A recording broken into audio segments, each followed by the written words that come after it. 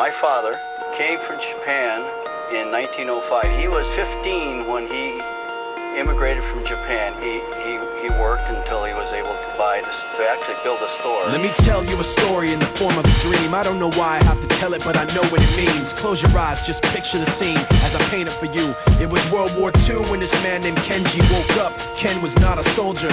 He was just a man with a family who owned a store in LA. That day, he crawled out of bed like he always did, bacon and eggs with wife and kids. He lived on the second floor of a little store he ran. He moved to LA from Japan, they called him immigrant. In Japanese, he'd say he was called Issei. That meant first generation in the United States, when everybody was afraid of the Germans, afraid of the Japs, but most of all afraid of a homeland attack. And that morning, when Ken went out on the doormat, his world went black, cause right there, front page news, 3 weeks before 1942, Pearl Harbor's been bombed and the Japs are coming. Pictures of soldiers dying and running. Ken knew what it would lead to, just like he guessed. The president said the evil Japanese in our home country would be locked away.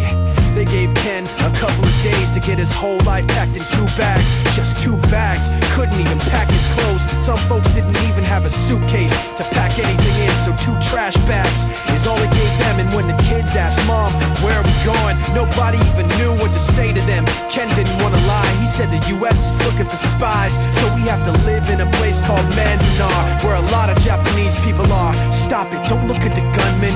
You don't want to get the soldiers wondering if you're gonna run or not, cause if you run then you might get shot. Other than that, try not to think about it. Try not to worry about it being so crowded, but someday we'll get out.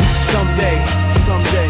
As soon as war broke out, the FBI came and they just come to the house and you have to come. All the Japanese have to go. They took Mr. Need and people couldn't understand why they had to take him, because he's just innocent laborer. So now they're in a town with soldiers surrounding them. Every day, every night, look down at them.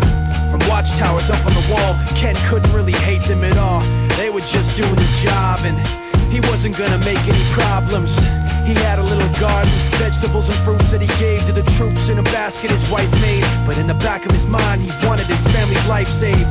Prisoners of war in their own damn country, what for? As time passed in the prison town, he wondered if he'd live it down if and when they were free. The only way out was joining the army, and supposedly some men went out for the army, signed on, and ended up flying to Japan with a bomb.